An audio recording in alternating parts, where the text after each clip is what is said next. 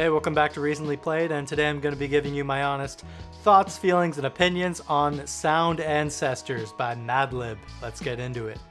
So I can say that going into 2021, for me, this was my most anticipated album. So quickly, if you're unfamiliar, Sound Ancestors is a collaborative project between Fortet and Madlib, and it was created by Madlib sending over Fortet lots of material like samples and beats, and Fortet would kind of arrange it and edit it together.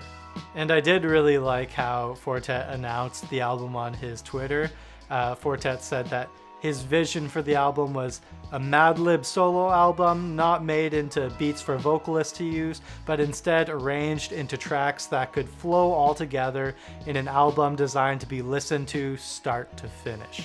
And that alone is enough to win me over. But yeah, the whole idea of them two working together, Madlib sending Fortet over work to arrange and edit, just sounded really cool to me.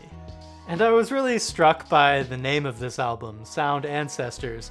To me, that kind of means that even though these two guys have had very different careers, Fortet makes ambient electronic music, Madlib makes beats for rappers, they both share a common ancestry. They share that passion for digging through crates of records and searching for new sounds and new possibilities with their music.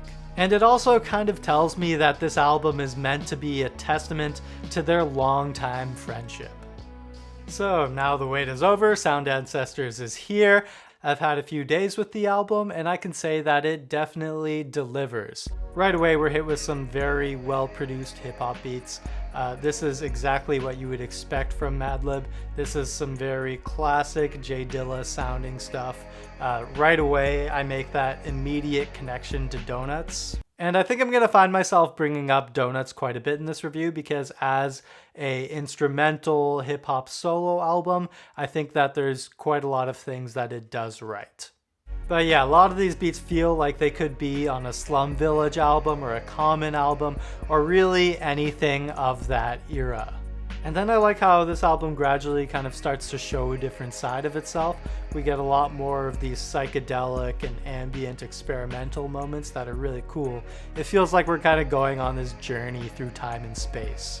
I love the very fun and playful and imaginative parts that really kind of go beyond what you would expect from like a standard instrumental beat tape album. And I can say that it really does feel like a collaboration. I can hear Madlib and I can hear Fortet. It works very well. And also I'm really looking forward to going through all of the sampled material on this album. I think it kind of gives the record new life. Like you go and listen to all of the samples and then you go back to the album, and then now that you're familiar with all of the samples, you can see how they were used, and it's this really cool experience and gives you this nice appreciation of all of the music involved. Sometimes I feel like the journey of discovering all of this new music from the samples is equivalent to listening to the album itself. So there's a lot of great stuff going on here. What is not to like? Well, for me, nothing really. Of what we hear on the album, there isn't really anything that I dislike. I really enjoy this album from front to back. I just have more so suggestions or what ifs. So if you'll allow me, I'm going to take a minute to compare this album to Donuts by J Dilla. I know that these are entirely different records, and I'm not saying that Madlib and Fortet should try to emulate Donuts, but I think there are some interesting points to be made in this comparison. So as an instrumental hip-hop album, I think that the structure of Donuts works very well. Every song is about a minute long, and it's just very fast-paced, one thing right on to the next. Part of me wonders if Fortet kind of entertained that sort of album structure when he was putting this together. I wonder what it would be like if some of the tracks were shorter and then we got a whole lot more tracks, because I really did want more. But then again, the fact that I'm saying that this album left me wanting more is not a bad thing at all. But I will add that I feel like the album was lacking in some sentimental or emotionally evocative moments. I thought at times it came close, but it just didn't quite get there. So do I recommend Sound Ancestors by Madlib? Absolutely. I like this album a lot, but that's because it is totally my thing.